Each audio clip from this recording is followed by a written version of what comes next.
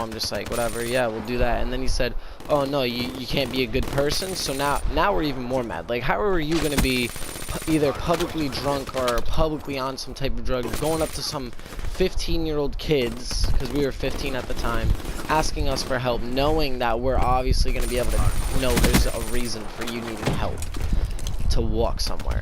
So now he's trying to come at us saying, oh, we're not good people and this and that. And then he says, oh, karma's going to come and get you. And me, I don't really believe in karma, neither does my friend. So the second he said that, me and my friend were both like, karma's not real. It's just bad stuff happens eventually to everybody. So, and he's like, oh, you don't think karma's real? And then he gets up. Now, keep in mind, this is how I knew he was on drugs now, because he just said he needed help walking somewhere, and now he's able to get up perfectly fine, drop his bag, and square up to me and my friends. If you don't know what square up means, he basically got up and picked a fight with us. So, because of that, now me and my friend are really aggravated, because this is some 38-year-old guy over here, picking on some two 15-year-olds. So, we basically just... my friend, because you know he's kind of small, he's like stringy, he's like, oh, you really want to fight me, huh? He's like, follow us, we'll go get our buddy, we'll go get our friend. So we go and do that, and so now he's chasing us. He is flexing. He picked up his bike that he had with him. He is just straight chasing us down the street. We were just gonna leave and go to our friends, and we were like, oh, you want to follow us? Come follow us then. So now he's following us. And then he doesn't believe that we're meeting up with our friends, and our friend isn't, he's not waiting for us at his house, he's waiting for us like at the bottom of his street. And he sees this kid chasing us, so now he gets on his bike, and it reverses right away. We stop next to our friend, and then he keeps going.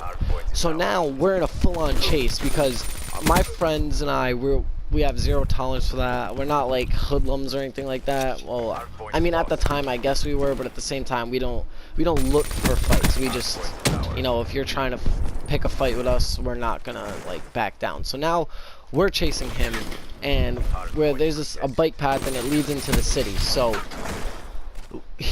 we're chasing him on the bike path, and he's on a mountain bike, so it's going faster, and we get all the way into the city, and then we lose him. And now we're just sitting there like we're out of breath and stuff, because we had to pedal on our little BMX bikes. So it takes a lot more energy, so we're just out of breath really.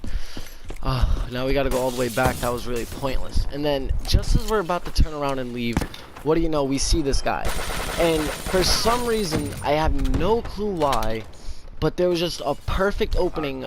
Like the fence was broken off, like the whole fence. There was just one area of the fence broken down on the ground. So we get to cut right through the fence and get right up behind him. And the friend that we were meeting up with, we catch up to him. My buddy, he's black, alright? So, and so is his brother, you know, his whole family and everything. So, and the guy we were chasing is like an older white guy. So we catch up to him, and he's like, I know you. And I was like, oh great, we just chased somebody that he knows and this and that, and they're probably buddies, so we just wasted our time. And then the guy goes in to say, oh, what's up? And he said, no, don't fucking touch me. And I was like, whoa, what's that about? Trying to figure out what's going on now.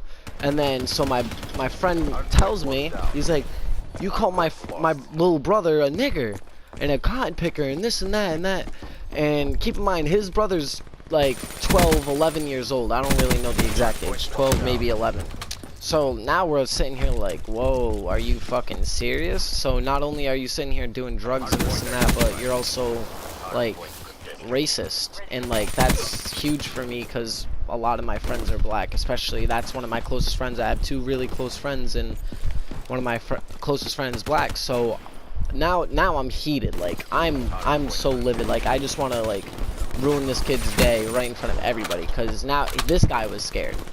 So this dude, so my friend, I'm just backing off. I'm waiting behind him, seeing if like he wants me to hit him. I'm not just gonna hit him if he doesn't want me to do anything like that, because apparently this guy knew his mom and this and that.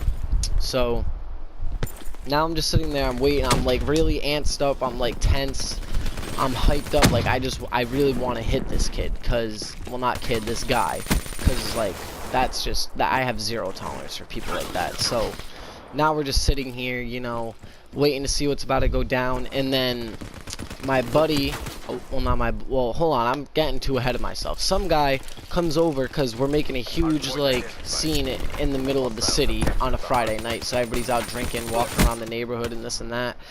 So one guy comes over, he says, "Whoa, guy, you need some help here? What's the problem?" And I was like, "This crackhead."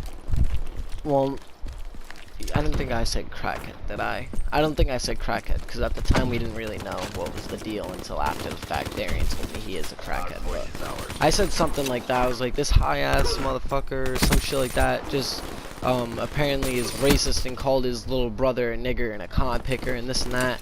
Basically just trying to like not have people like older people now help him out when he clearly doesn't deserve it. He's just a bad person, a bad dude. So, and the guy who was trying to help him was black, so he was like, "Hey, I'm out of it, let them do what they gotta do to you." So now there's just a huge crowd around us, people recording, yelling "World Star" and this and that, and this guy just keeps screaming at him. My friend keeps screaming at him, and this guy is just like, "Oh, I'm sorry, man," and this and that. And I don't care what the circumstances is, there's no excuse for that, especially you being like in your 30s, and that's a 12-year-old child. Like, you don't do something like that, try to make someone feel worse of themselves, demeanor them, any type of thing like that. That's just, you don't do that. So anyway,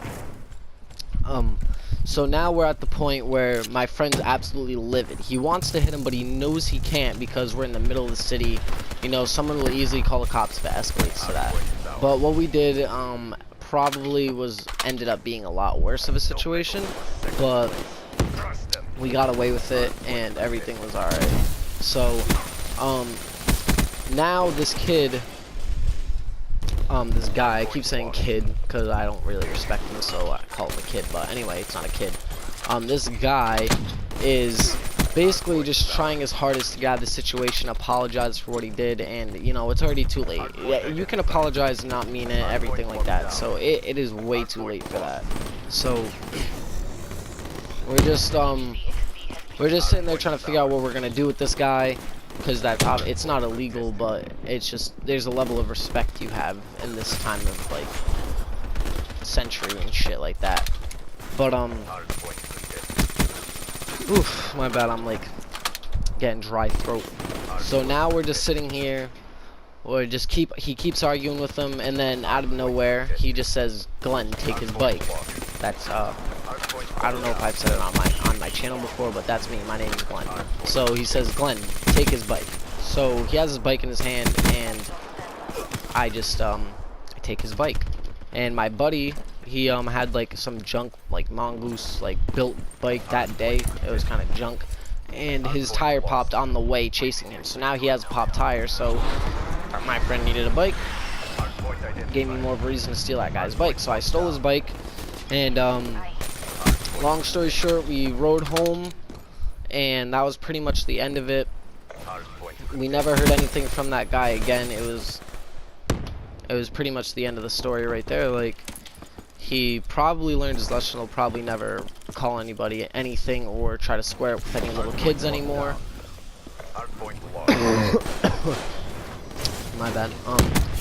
But yeah, we basically, I don't want to say taught him a lesson, like trying to act like I'm a tough guy or anything like that, but I definitely don't think anything will ever come from that guy like that again. My buddy's got a new bike, and yeah, that's pretty much the end of my story. We just kind of went home and we just chilled after that, and we never really thought about it again. We just left it out. We never bragged to anybody about it. I just figured it'd be a cool, interesting story to share with you guys. I got plenty more stories to tell you guys after later in the series. This is only the first of many, so leave in the comments below what kind of stories you'd like to hear. I'm sure I had something for any type of story basis: Call of Duty, biking, gaming, troublemaking, smoking, I don't know, whatever you guys want to hear. I'm pretty sure I'd have a story for almost anything you guys can come up with. So just remember to leave a like, subscribe, and comment below what you guys want to hear from me next. Any new series you guys want me to come up with, anything like that. I'll come up with anything for you guys, anything to get me more subscribers. So just make sure to hit that subscribe button, hit that like button, and yeah, I'll see you guys later in my next video. Peace.